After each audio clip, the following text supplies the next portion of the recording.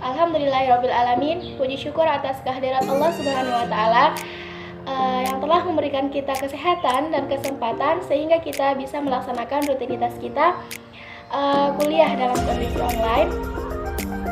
Baiklah, saya ucapkan terima kasih kepada dosen pengampu kita, Miss Lia Saada.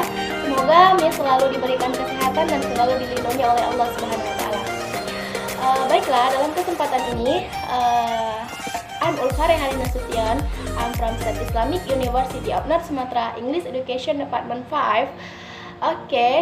Di sini saya ingin memaparkan materi mengenai demokrasi. Dan di sini kita akan membahas lebih lanjut dan lebih mendalam pengertian daripada demokrasi itu. Apa saja ciri-ciri dari demokrasi? Bagaimana saja sih prinsip-prinsip dari demokrasi itu? Apa saja macam-macam dari demokrasi? Dan kita bakalan membahas negara-negara apa saja yang telah menganut sistem demokrasi selain di Indonesia, dan kita bakalan membahas juga keuntungan dan kerugian dari sistem demokrasi ini. Baiklah teman-teman, ikuti video ini dan skip, oke? Thank you. Baiklah teman-teman, sebelum kita membahas lebih jauh dan lebih mendalam tentang demokrasi, seharusnya kita harus mengetahui pengertian daripada demokrasi. Apa sih sebenarnya demokrasi itu? Baiklah, demokrasi itu berasal dari bahasa Yunani, dari kata demokratia, yang mana tersusun dari dua kata, yaitu dari kata demos dan kratos, yang mana demos artinya adalah rakyat dan kratos ini artinya adalah kekuasaan. Nah, secara harfiah, demokrasi itu artinya adalah kekuasaan rakyat. Dan secara umum, demokrasi itu artinya adalah sistem pemerintahan dengan memberikan kesempatan kepada seluruh warga negaranya dalam pengambilan keputusan, di mana keputusan ini sangat berpengaruh dalam kehidupan seluruh rakyat. Atau arti lainnya, rakyatlah yang sangat bertindak dalam pengambilan keputusan tertinggi. Maksudnya rakyat di sini sebagai pemegang kekuasaan yang paling tinggi. Atau demokrasi itu sering kita dengar yaitu dari rakyat, untuk rakyat, dan oleh rakyat. Baiklah teman-teman, kita bakalan melanjutkan pembahasan kita yang kedua, yaitu mengenai prinsip-prinsip dari demokrasi. Nah, jadi pertanyaannya, bagaimana sih prinsip-prinsip dari demokrasi itu? Kita bakalan membahas satu persatu mengenai prinsip-prinsip dari demokrasi. Jadi yang pertama, prinsip dari demokrasi ini negaranya itu berdasarkan konstitusi. Yang mana maksudnya prinsip demokrasi ini sangat dilandaskan dengan undang-undang maupun semua hukum yang telah ditetapkan. Di mana konstitusi ini dijadikan sebagai landasan utama dalam berbangsa dan bernegara. Dan fungsinya ini adalah untuk memenuhi hak rakyat, seperti itu.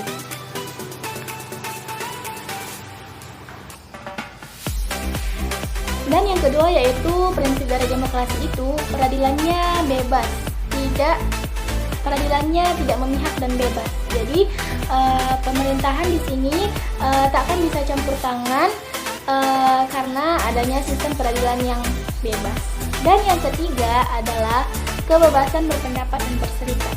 Maksudnya di sini tiap warga negara diberikan kesempatan dan diberikan kebebasan dalam memberikan aspirasi ataupun pendapat, selagi pendapat yang disampaikan ataupun aspirasi yang disampaikan itu bijak, seperti itu. Yang keempat adalah pergantian pemerintahan secara berkala. Yang kelima, penegakan hukum dan kedudukan tiap rakyat sama di mata hukum. Yang keenam adalah jaminan hak asasi manusia. Jadi dengan adanya hak asasi manusia ini, negara pun sistem demokrasi pun akan dapat berhasil, seperti itu. Dan yang terakhir itu adalah kebebasan pers. Jadi kebebasan pers ini, pers akan menjadi media penyaluran aspirasi warga sehingga warga dapat memberikan saran maupun kritik pada pemerintah selaku pemuat kebijakan publik, seperti itu. Baiklah teman-teman, kita bakalan melanjutkan pembahasan kita yang kedua, yaitu mengenai prinsip-prinsip dari demokrasi. Nah, jadi pertanyaannya, bagaimana sih prinsip-prinsip dari demokrasi itu?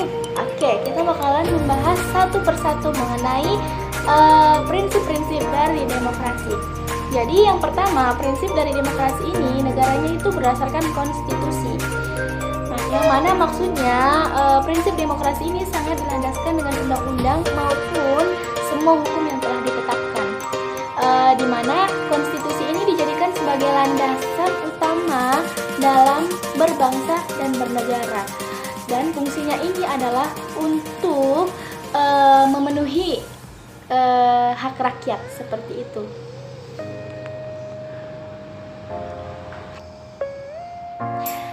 Dan yang kedua yaitu prinsip dari demokrasi itu peradilannya bebas, peradilannya tidak memihak dan bebas. Jadi pemerintahan di sini tak akan bisa campur tangan karena adanya sistem peradilan yang bebas. Dan yang ketiga adalah kebebasan berpendapat dan berserikat. Maksudnya di sini tiap warga negara diberikan kesempatan dan diberikan kebebasan dalam memberikan aspirasi ataupun pendapat, selagi pendapat yang disampaikan ataupun aspirasi yang disampaikan itu bijak, seperti itu. Yang keempat adalah pergantian pemerintahan secara berkala. Yang kelima, penegakan hukum dan kedudukan tiap rakyat sama di mata hukum. Yang keenam adalah jaminan hak asasi manusia. Jadi dengan adanya hak asasi manusia ini, negara pun sistem demokrasi pun akan dapat berhasil, seperti itu. Dan yang terakhir itu adalah kebebasan pers. Jadi kebebasan pers ini, pers akan jadi media penyaluran aspirasi warga, sehingga warga dapat memberikan saran maupun kritik pada pemerintah selaku pemuat kebijakan publik, seperti itu. Baiklah teman-teman, kita bakalan melanjutkan pembahasan kita yang selanjutnya, yaitu pembahasan yang ketiga mengenai ciri-ciri dari demokrasi. Jadi ciri-ciri demokrasi juga sangat banyak. Yang pertama, semua keputusan pemerintahan itu didasarkan oleh aspirasi warga negara, menyelenggarakan pemilu seperti yang biasanya kita lakukan, kemudian menerapkan ciri konstitusional, kemudian ada juga memiliki perwakilan rakyat, dan yang terakhir dia itu terdapat sistem kepartaian, seperti itu. Baiklah teman-teman, kita bakalan melanjutkan pembahasan kita yang selanjutnya. Pembahasan yang keempat mengenai macam-macam dari demokrasi. Nah, jadi demokrasi ini dibagi menjadi dua macam. Ada demokrasi langsung, direct democracy, and demokrasi tidak langsung, indirect democracy. Jadi demokrasi langsung ini, sistem pemerintahan ini secara langsung melibatkan rakyat, terutama dalam proses pengambilan keputusan seperti pemilu yang seperti biasanya kita lakukan. Kemudian demokrasi tidak langsung, indirect democracy.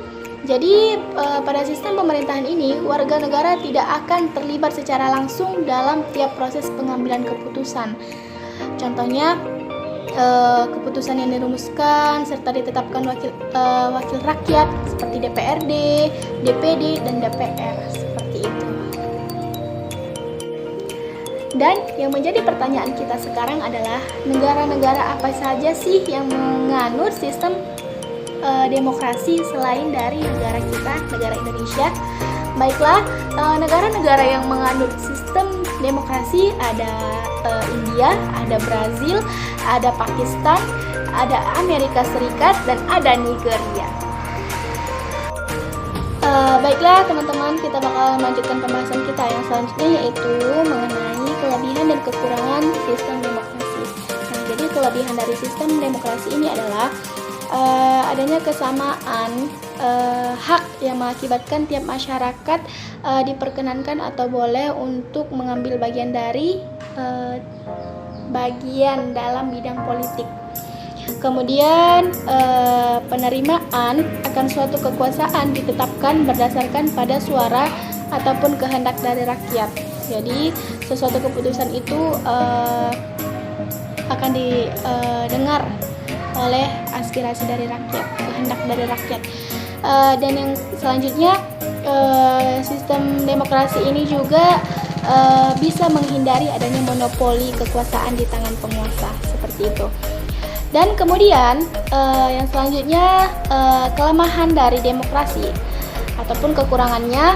Yang pertama, kepercayaan rakyat kepada penguasa sangat mudah untuk digoyahkan karena berbagai dampak yang sifatnya negatif, seperti media yang tidak memiliki sikap objektif ataupun bahkan memiliki kecenderungan subjektif atau informasi atau berita tertentu, seperti itu.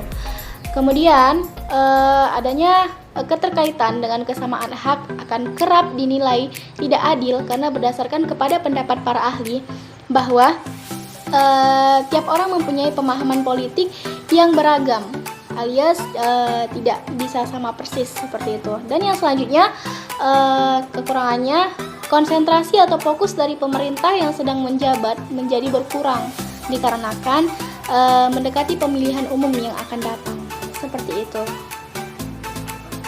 Selanjutnya, kekurangannya, konsentrasi atau fokus dari pemerintah yang sedang menjabat menjadi berkurang dikarenakan mendekati pemilihan umum yang akan datang, seperti itu.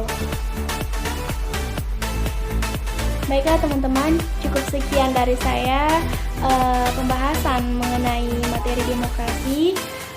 Saya memohon maaf jika saya mempunyai kesalahan dalam penyampaian materi ataupun ketidaksempurnaan saya dalam menyampaikan materi. Karena sesungguhnya yang benar itu hanyalah milik Allah dan yang salah itu adalah milik saya sendiri. Terima kasih telah menonton dan terima kasih atas perhatiannya. Wassalamualaikum warahmatullahi wabarakatuh.